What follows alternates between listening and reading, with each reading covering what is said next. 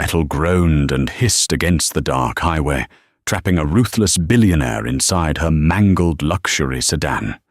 While her vast empire hung by a fragile thread, her fading consciousness clung to something else entirely. The desperate, tearful confession of the single father fighting to keep her alive. Vivian Sterling sat at the head of the sprawling mahogany conference table, her expression as unyielding as the polished obsidian desk in her private office. At 32, she was the sole architect and CEO of Sterling Omnicorp, a tech and logistics conglomerate that dominated the Western Hemisphere. Around her, executives in $3,000 Brioni suits nervously shuffled quarterly reports, their eyes darting anywhere but directly into her piercing, icy blue gaze. The acquisition of the Monterey port facilities is non-negotiable, Vivian stated, her voice barely above a murmur, yet it commanded the absolute silence of the room. Gregory, I want the foreclosure on the coastal properties expedited. If those residents haven't accepted the buyout packages by Friday, initiate the legal evictions. We break ground on the automated shipping hub on the 1st of the month. Gregory Hayes, her chief operating officer, and a man whose ambition often violently clashed with his competence, nodded quickly, dabbing a bead of sweat from his temple. Of course, Vivian.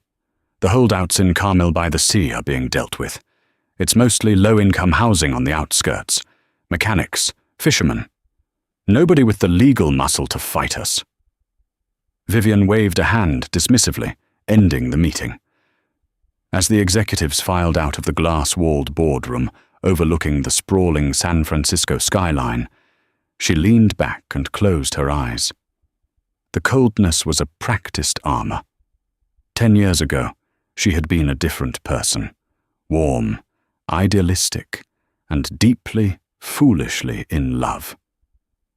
But the world, and one man in particular, had taught her that vulnerability was a luxury she could not afford. She built her empire not out of a desire for wealth, but as an impenetrable fortress. If she owned the world, no one could ever throw her away again. 3 hours south, wrapped in the salty mist of the California coast, Aquila Coleman wiped grease from his calloused hands onto a stained shop rag. The coastal wind rattled the corrugated metal roof of the independent garage where he worked. Aquila was 32, though the deep lines of exhaustion around his eyes made him look a decade older. He wore a faded flannel shirt and denim jeans permanently scarred by motor oil. "Dad, look what I drew." Aquila turned, and the heavy weariness instantly melted from his face. Sitting on a stack of worn Michelin tires was Toby, his 6-year-old son. The boy had inherited Aquila's messy, dark hair, but his bright, inquisitive eyes belonged entirely to someone else. Toby held up a piece of construction paper, covered in chaotic, colorful crayon scribbles. "It's a spaceship, buddy," Aquila smiled, walking over to scoop the boy into his arms. "Are we flying away from here?" "We're flying to a castle," Toby declared seriously, wrapping his small arms around Aquila's neck. "Because the angry men in the suits came back to the apartment today." Aquila's smile faltered, a cold dread pooling in his stomach. The representatives from some faceless corporation, Sterling Omnicorp, he recalled from the glossy, threatening letters, had been hounding their small neighborhood for months. Aquila had been ignoring the notices. He barely made enough to cover rent, groceries, and Toby's asthma medication. The thought of finding a new place in the hyper-inflated California housing market was a nightmare he wasn't ready to face. "Don't worry about the men in suits, Tobe," Aquila whispered, pressing a kiss to his son's forehead. "I've got it handled. We're not going anywhere." It was a lie, and the guilt of it tasted like ash. Aquila set Toby down and walked to his rusted metal locker at the back of the shop. He reached onto the top shelf, his fingers brushing against a small, worn cedar box hidden behind a spare distributor cap. Inside that box was his past. 10 years ago, Aquila had been an engineering prodigy at Columbia University in Morningside Heights. He had the world at his feet, and more importantly, he had Vivian. She had been a business major, fierce and beautiful, trying to step out of the massive shadow of her father, the ruthless billionaire Charles Sterling. Aquila and Vivian had been inseparable. They planned a life together, completely ignoring the vast socio-economic chasm between them. Then, the unthinkable happened. Aquila's older sister Clara, an administrative assistant at one of Charles Sterling's subsidiary banks, was caught embezzling nearly $2 million to pay off a devastating underground gambling debt. Charles Sterling had summoned Aquila to his palatial Westchester estate. The ultimatum was simple, brutal, and thoroughly documented by a team of corporate lawyers. Aquila would publicly take the blame, confessing to Vivian that he was a thief and a fraud who had only used her for access. In exchange, Charles would bury the evidence, keeping Clara out of federal prison, and allow Aquila to walk away free, provided he never contacted Vivian again. Aquila had chosen his family. He broke Vivian's heart on a rainy Tuesday in Manhattan, telling her he had never loved her, watching the light die in her eyes. 2 years later, Clara's demons caught up with her in the form of a fatal overdose, leaving behind a 4-month-old infant whose father was entirely out of the picture. Aquila took Toby in without hesitation, legally adopting him, transforming from an Ivy League prodigy to a blue-collar single father fighting for survival. Vivian thought he had cheated on her and fathered a child with another woman. It was a misconception Aquila allowed to solidify, knowing her hatred for him was the only thing keeping her safe from her father's wrath. Aquila closed his locker, pushing the memories back into the dark corner of his mind where they belonged. He had to pick up extra shifts. He had to protect Toby. There was no room left for ghosts. The charity gala in Monterey was suffocating. Vivian stood on the terrace of the grand ballroom, nursing a flute of untouched Cristal champagne, listening to the rhythmic crashing of the Pacific Ocean in the darkness below. She was dressed in a striking emerald silk gown that clung to her frame, exuding power and untouchable wealth. Yet she felt entirely hollow. "Spectacular turnout, Vivian." A voice slithered from the shadows. Gregory Hayes stepped onto the terrace, his smile overly white and perfectly calculated. "The board is thrilled with the acquisition numbers. By next week, the Carmel properties will be completely bulldozed." Vivian felt a sudden, inexplicable flash of disgust.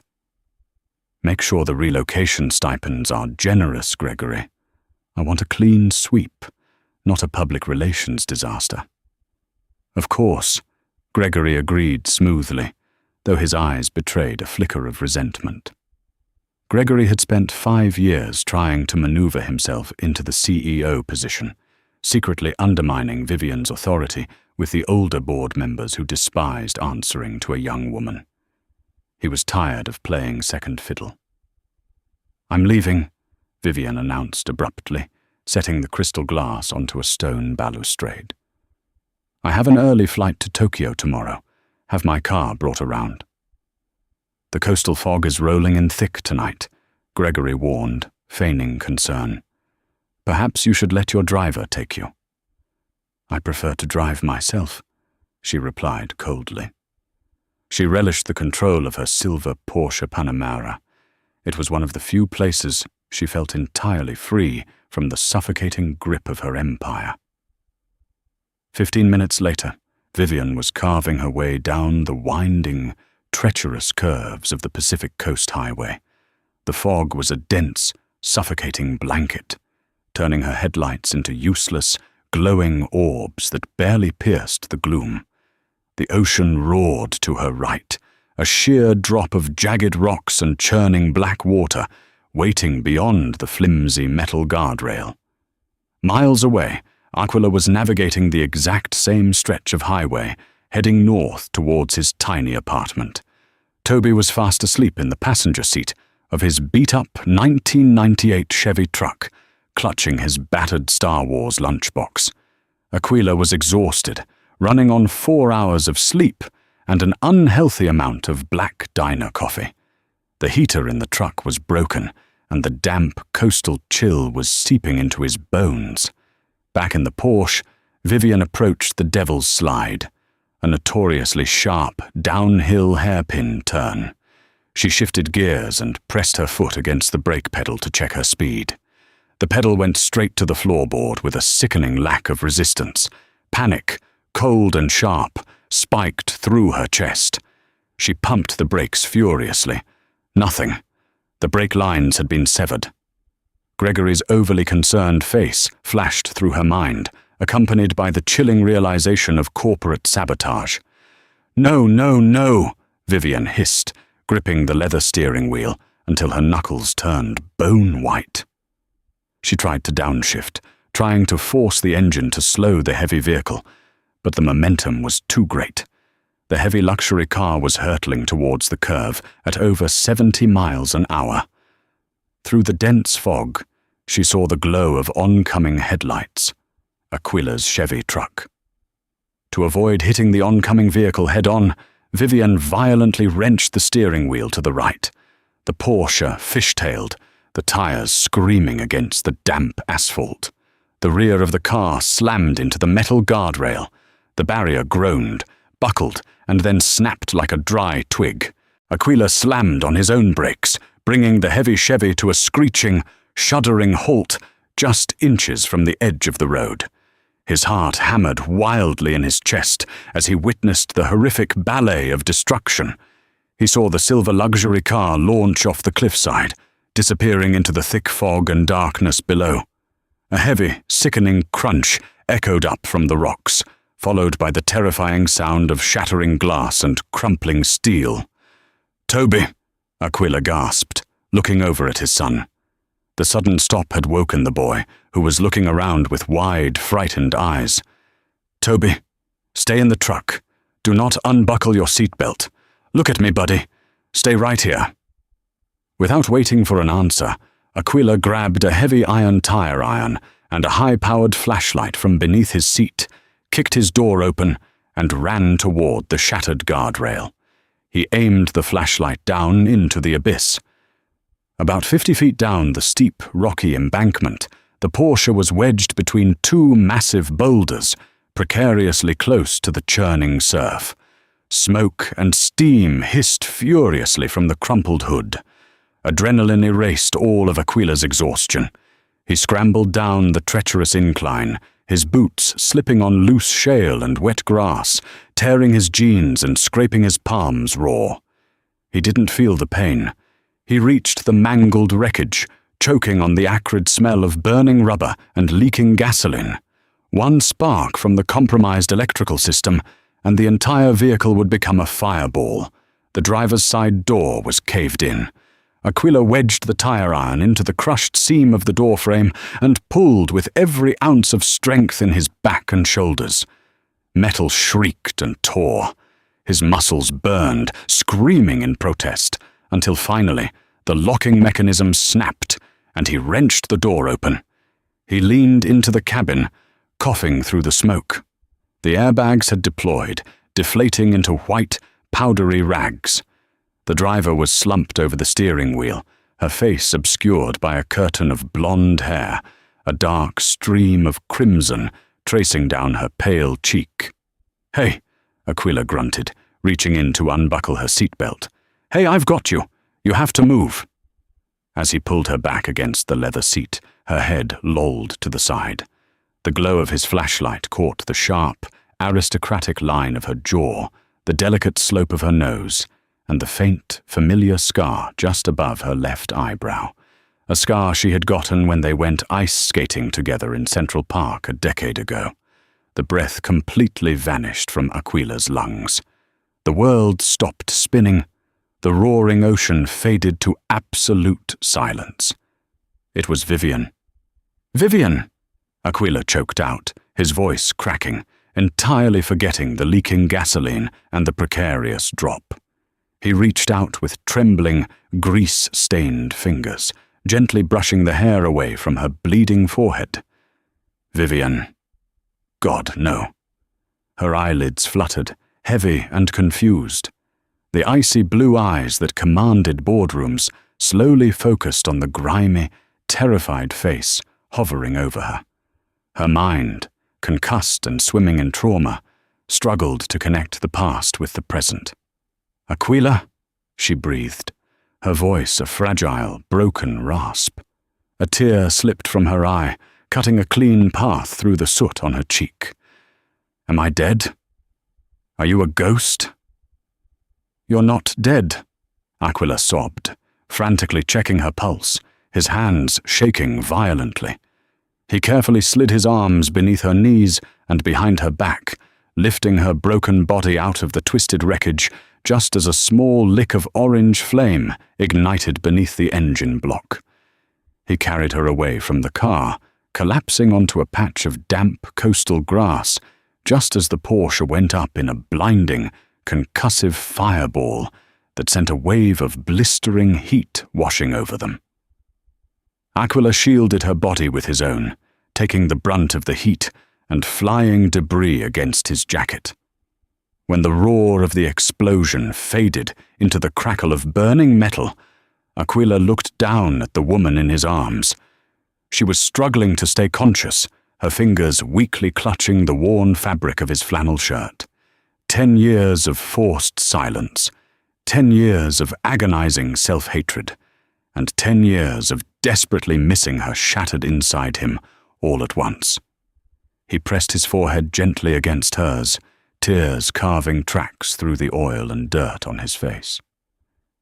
"Please don't close your eyes," Aquila whispered into the darkness, his voice breaking with a decade of suppressed agony. "Please don't die. You're the one I've loved all along.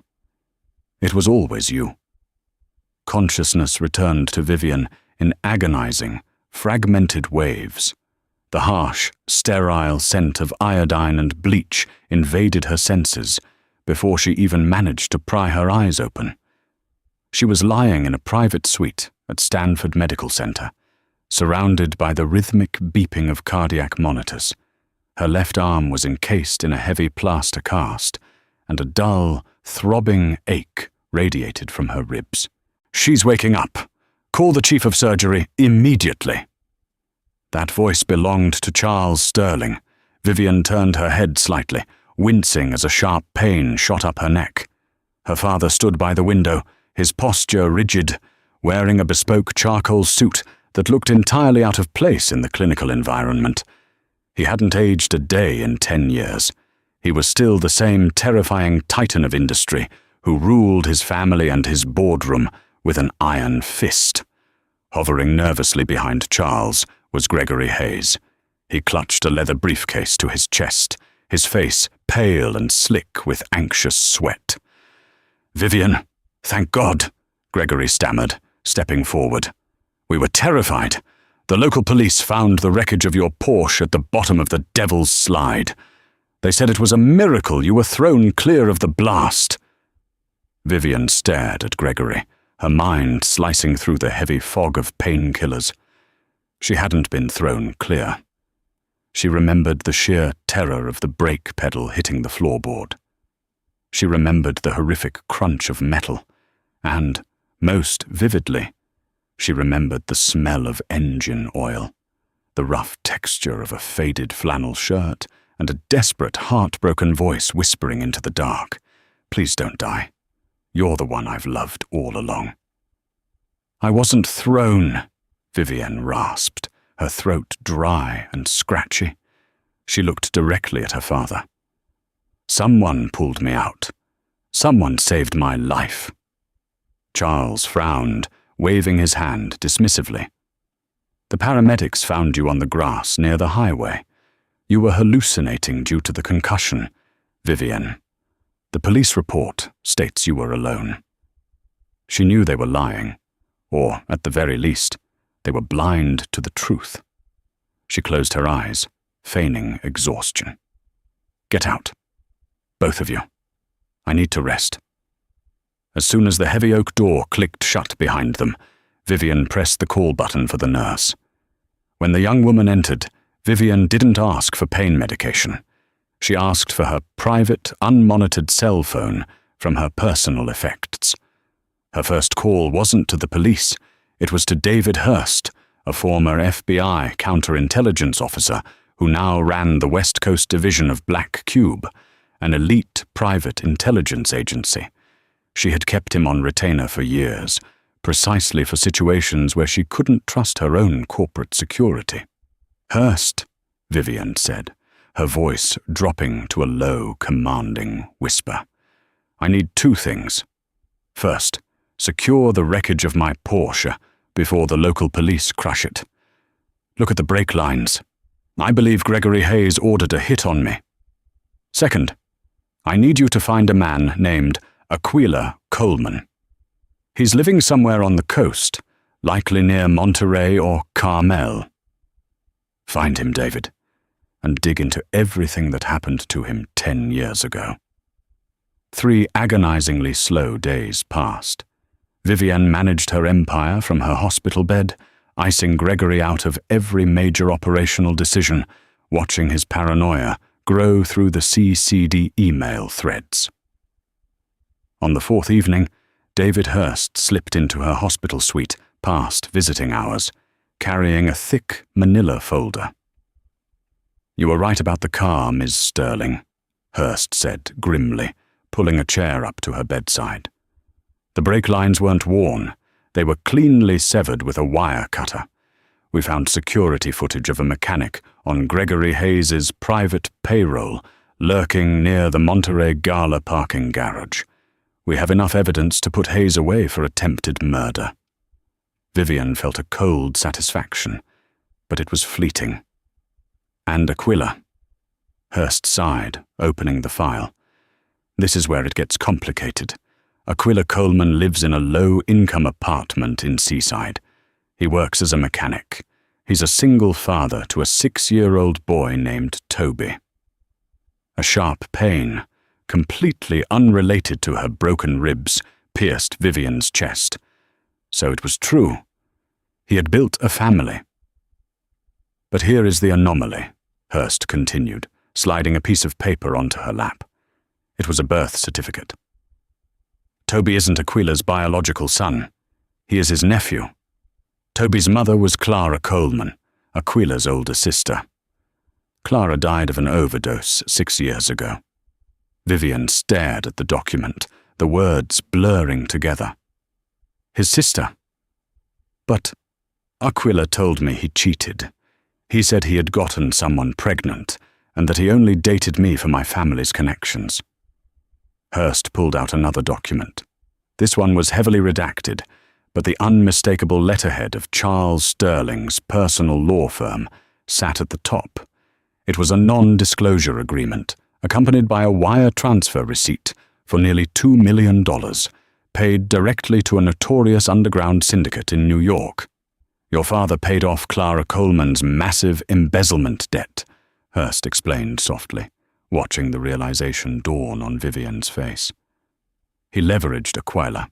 He forced Aquila to take the blame for the theft and break your heart, or else he was going to let Clara go to federal prison, which would have been a death sentence for someone in her vulnerable state. Aquila sacrificed his entire life, his degree from Columbia, and you to save his sister. When she died anyway, he took the boy in. He's been living in poverty ever since, honoring an NDA signed under extreme duress." The hospital room spun. 10 years of bitter resentment, of building walls of ice, of hating a man she thought had used her. It all shattered into 1,000,000 irreparable pieces. Aquila hadn't betrayed her. He had been a casualty of her father's monstrous need for control. "My father," Vivian whispered, a terrifying, silent rage igniting in her chest. "He destroyed him just to keep me in line." "What do you want me to do with this, Ms. Sterling?" Hurst asked.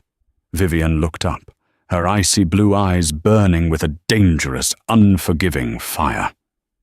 "Draft the warrants for Gregory Hayes, and get my lawyers on the phone. We are going to war." The emergency board meeting of Sterling Omnicorp was called for a rainy Tuesday morning. Vivian arrived in a wheelchair, pushed by her head of security, her arm still in a cast, but her presence radiating absolute authority. The glass boardroom was deathly quiet as she took her place at the head of the table. Charles Sterling sat to her right, looking mildly inconvenienced by the disruption.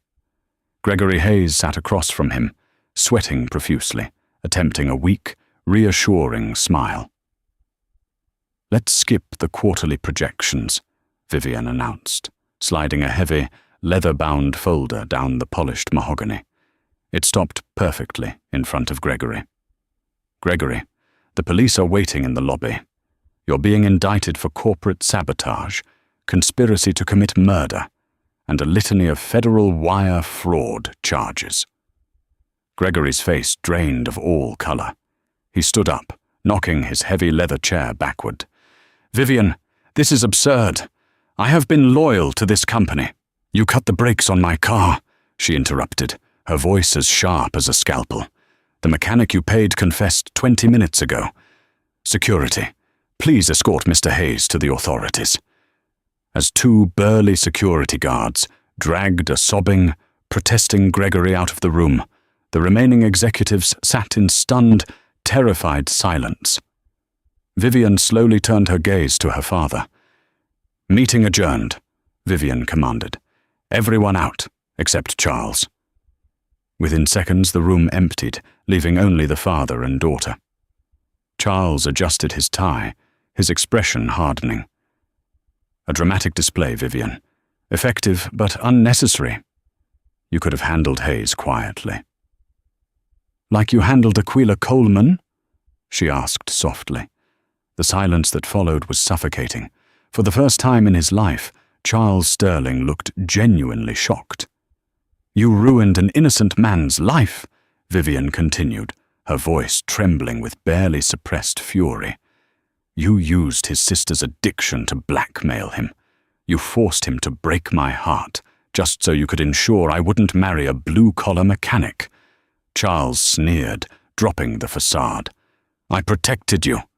You were a naive child, ready to throw away an empire for a mechanic's son. I did what was necessary to secure the Sterling legacy. And look at you now. You are ruthless. You are a titan. You are everything I molded you to be." "I am nothing like you," Vivian said, her voice dropping to a terrifying calm. "I have already transferred my controlling shares into a blind trust. I am stepping down as CEO of Sterling Omnicorp. I am cooperating with the SEC regarding the shell corporations you used to pay off Clara's debts. By tomorrow morning, your legacy will be dragged through federal court." Before Charles could shout, before he could threaten her, Vivian signaled her security guard, who wheeled her out of the room, leaving the great Charles Sterling alone in his glass tower, his empire crumbling around him. Later that afternoon, the coastal fog was just beginning to roll into Seaside. Aquila was underneath a rusted Ford pickup, wrestling with a stubborn transmission, when he heard the crunch of tires on gravel. He slid out from under the truck, wiping his greasy hands on a rag, and froze. A sleek black town car was parked in the driveway. Standing by the open door, leaning heavily on a cane, was Vivian.